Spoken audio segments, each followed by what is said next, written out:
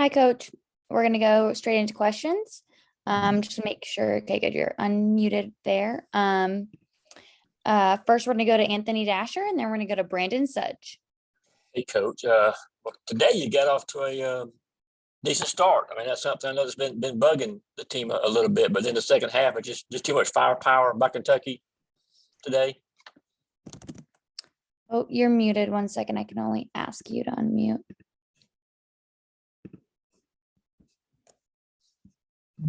There you go. About now. Okay, we had that. Okay. No, I wouldn't say it was too much firepower. I would say we didn't. It was about a 3-minute stretch in the second half that we didn't do a good job of getting back. I think they went 4-4 to start the half, and that hurt us because the first 5 to 8 minutes of the second half are as important as any part of the game. And when we look at when our results have been bad, it's always this 3 or 4 minute stretch in the game that gets us. And we've got to be able to overcome it. We just do. And I hope they weren't surprised that we were playing well in the first half. I wasn't.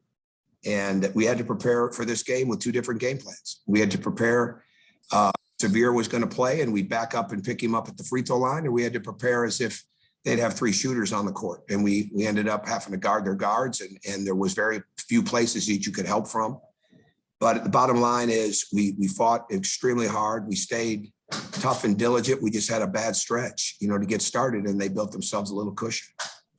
The job that Washington did for Kentucky, I mean, stepping in today and really had a great game, especially with the assist. Yeah, their team, that I would say, I don't know how they feel. I would say that's the best their team has looked because the ball really moved. And you got to guard all 3 guys. And you've got to guard Mintz, you've got to guard Ty Washington, and certainly we put a lot of attention on Kellen Grady.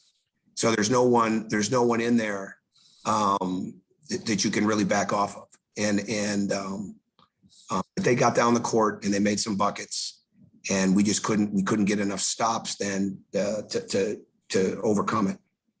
And you've got some guys I know that are still out. They don't know how much longer they may have to miss. Well, hopefully, I don't know with Cam's situation. I mean, we're treating it like the flu. Dalen, we should start to get back tomorrow, and we'll ease him back in. I think he goes out of the quarantine tomorrow. So we've missed him because he's done a good job. And right now, we saw what we lost in Jalen as a 4-man, but he was also our backup 5-man. So I thought Josh Taylor did some decent things when he was in. I mean, we're still searching for that guy that can help us in that area. And I think Dalen can. So because Dalen can do multiple things. So hopefully we'll have them back. But I'm not totally certain yet. All right, thanks, Coach. Hey, Coach, can you elaborate on the growth, I guess, that you've seen out of your team, like over the 2 halves of the second half of A&M and then the first half tonight? I mean, just kind of what Dash was saying about how you guys came out early and punch. We don't need to let anybody on the outside define us. That's what I keep telling them all the time. Okay, this is a league you can win it. Right now, we got to have some better results and things to go right for us. But we were efficient. We were in attack mode. We came out in the second half of the A&M game in attack mode. We started the game that way. We still attacked in this one. But it was just the transition defense that hurts. They have as good a running game as there is in the country. And it might have even been better tonight because you had 5 guys that could score that were on the floor. And this having to guard all 3 guards is a problem because all 3 of those guards can really make plays. And Kellen Grady's playing like the Steph Curry of the SEC. I told him after the game, he'll be a 10-year pro, easy. And we put a lot of attention on him, but the other guys hurt us a little bit more. But I like the way we're getting better. I like the way we work. We just need to have something go right for us so that they can see that it's achievable. Okay, next we're going to go to Jack Leo, and then we're going to go to Jack Grossman, who's with ESPN Louisville. Yeah. Coach, Aaron Cook got his 400th assist tonight. What do you have to say about him as a distributor and distributor in his performance tonight? Yeah, I didn't know about the assist, but he did a good job. He set the tone. He was on the attack defensively, offensively. He set the tone, and I'm glad we got him. Trust me, I'm glad we have him. I love coaching Aaron Cook.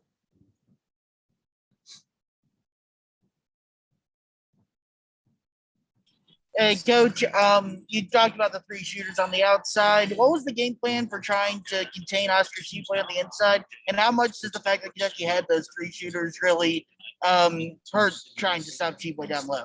Well, you've got to make a decision. Are you going to try to go after Oscar when he puts the ball down? Or are you going to go when he gets it on the catch? And you got to try to get on the catch. And because they were shooting the ball, and because it's a little bit further of a run, and he gets the ball up so quick. And they got us in the pick and roll game a couple of times, but we got them in the pick and roll game, right? So we never got Oscar defensively where we needed him consistently, in the sense of moving him, attacking his feet, getting him out of the lane. You know, they play the pick and roll D where they really stay in the paint. And so you've got to be able to continue to get your spacing. And if the play's not there, keep the ball alive. But he got the ball up quick. There's no doubt about that. And he's a very good player. Okay, thanks, Coach. Thank you.